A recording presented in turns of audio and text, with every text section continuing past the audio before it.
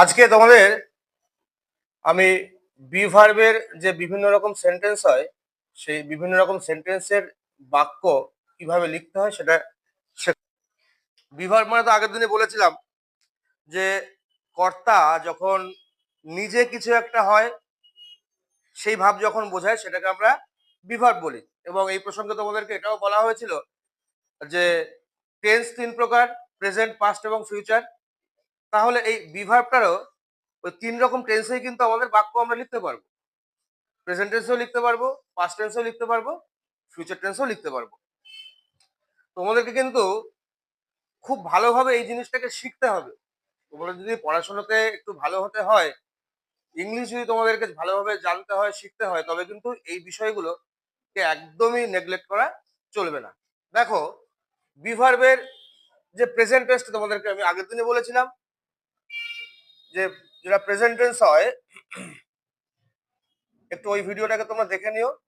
সে present টেন্সে বলেছিলাম কি, রাম একজন বালক, নিশ্চয়ই তোমাদের মনে আছে। আর তখন বলেছিলাম যে এটা যেহেতু রাম একজন বালক, কখন বালক? বর্তমানে বালক, সেই কারণে এখানে এম ইজ আর আসবে। তা লিখেছিলাম কি, রাম ইজ এ বয়। আজকে তোমাদেরকে একটু সেন্টেন্সের কথাটা বলি। যে টাইপের বাক্যই আমরা বলি না কেন, সেই বাক্যটাকে কিন্তু আমরা মোট চার রকম ভাবে তৈরি করতে পারি। ব্যাপারটা কিরকম? ব্যাপারটা হচ্ছে এই অ্যাফার্মেটিভ এক ধরনের বাক্য, যাকে বাংলায় বলে হ্যাঁ বাচক বাক্য। নেগেটিভ না বাচক, ইন্টারোগেটিভ জিজ্ঞাসাবোধক, আর নেগেটিভ ইন্টারোগেটিভ। ইন্টারোগেটিভ বানানটা একটু দেখবে, হ্যাঁ, ডবল আর আছে, এটা হচ্ছে না বাচক জিজ্ঞাসাবোধক। তাহলে সেন্টেন্স এই চার রকমের হয়। দেখো, সেন্টেন্স কিন্তু এর পরবর্তীতে আমরা যখন ন্যারেশন চেঞ্জ শিখবো বা যখন আমরা ভয়েস চেঞ্জ শিখবো, তখন কিন্তু আমরা অন্য অ্যাঙ্গেল দিয়ে আবার সেন্টেন্সের ভাগ করব। আমরা প্রাত্যহিক জীবনে যে সমস্ত কথাগুলোকে বলে থাকি, সেই বাক্যগুলো এই চার রকম বাক্যের মধ্যেই না দেখবে যে ঘুরে ফিরে কোনো না কোনো একটা হয়। হ্যাঁ বাচক কি, দেখো ওই এক্সাম্পলটাকে দিয়ে তোমাদেরকে বলি। রাম একজন বালক মানে এই বাক্যের মধ্যে বলে দিচ্ছে যে রাম একজন বালক। হ্যাঁ, রাম একজন বালক, এর মধ্যে একটা হ্যাঁ এর ভাব আছে, একটু খেয়াল করলে বুঝতে পারবে। নেগেটিভ নাচক, ঠিক উল্টো বাক্যটা হবে, রাম একজন বালক নয়। ক্লিয়ার? ইন্টারোগেটিভ মানে জিজ্ঞাসাবোধক বাক্য। দেখো, এখানে জিজ্ঞাসা করা হবে রাম কি একজন বালক, অর্থাৎ যে এই কথাটা বলছে তার মনের মধ্যে প্রশ্ন আছে যে রাম একজন বালক কিনা, সে জিজ্ঞাসা করছে। আর এই যে এক্সাম্পলটা, এর কি হবে, রাম কি একজন বালক নয়। দেখো তো, একটু ভেবে দেখো তো এর মধ্যে কি বোঝাচ্ছে। হবে রাম কি একজন বালক জিজ্ঞাসা করছে, এটাকে আমরা শুধু ইন্টারোগেটিভ বলছিলাম। আর এখানে দেখো, রাম কি একজন বালক নয়, মানে রাম বালক কি বালক না, সেই ব্যাপারে এখানেও আমার প্রশ্ন আছে, এখানেও আমার কিন্তু প্রশ্ন আছে। তবে এইখানে এই যে নয় কথাটা কিন্তু নেই। ভালো করে দেখো, এটাতে কিন্তু সেই নয় কথাটা নেই।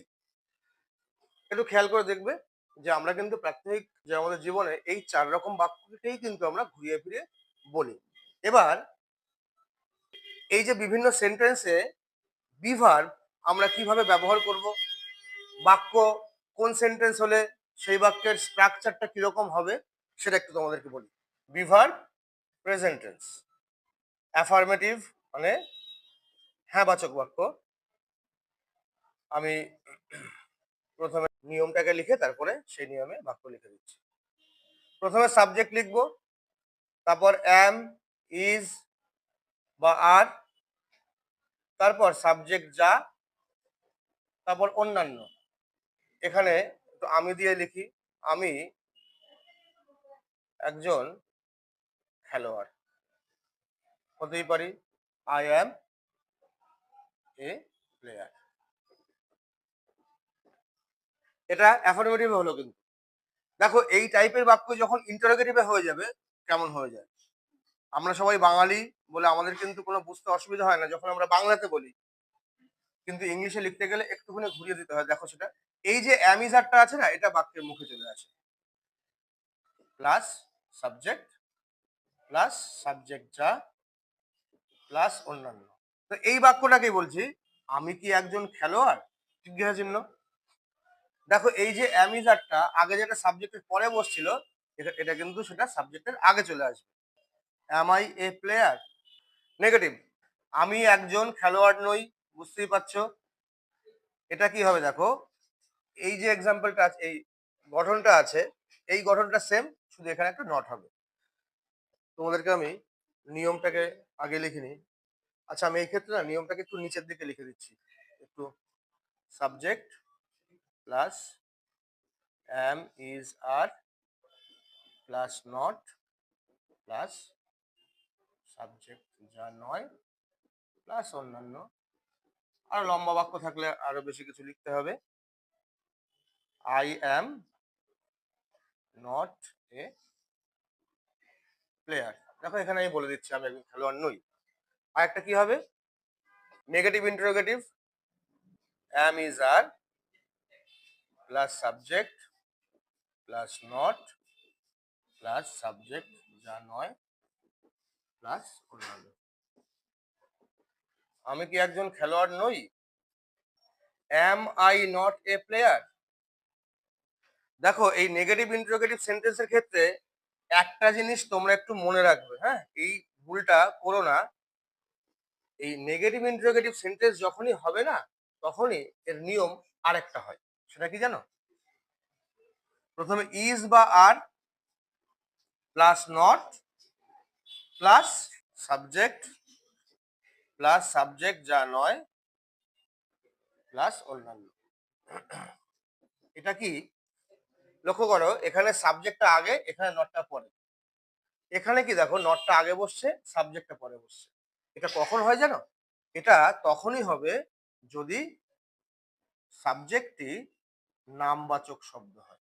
নামবাচক শব্দ মানে হচ্ছে, মনে করো রাম, শ্যাম, ফাদার প্রভৃতি। তাহলে আমি এখানে একটা রাম দিয়ে তোমাদেরকে বুঝিয়ে দেই। মনে করো এখানে তো লিখেছিলাম আমি কি একজন খেলোয়াড় নই, am I not a player. এখানে তো সাবজেক্ট ছিল কি, আমি ছিল। আমি তো কোনো নামবাচক তো নয়, আমি হচ্ছে একটা সর্বনাম বা প্রোনাউন।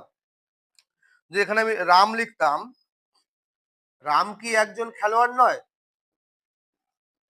তখন আমরা কি লিখতাম, দেখো যেহেতু এটা নেগেটিভ ইন্টারোগেটিভ সেন্টেন্স এবং সাবজেক্টটা নাউন, সেই জন্য এখানে আমরা কি লিখতাম, is not Ram a player. বুঝতে পেরেছো? তাহলে এখানে তোমরা নোট লিখে নিতে পারো যে নেগেটিভ ইন্টারোগেটিভ সেন্টেন্সের ক্ষেত্রে সাবজেক্ট যদি নাউন হয়, তাহলে নটটি সেই নাউনের পূর্বে বসে। ঠিক আছে, আজকে ক্লাস এখানেই শেষ করছি। তোমাদেরকে আমি পরের দিন পাস্ট টেন্সটাকেও শেখাবো এরকম ভাবে, তারপরে ফিউচার টেন্স, এরপরে আস্তে আস্তে আসবে আর, হ্যাঁ, আসি।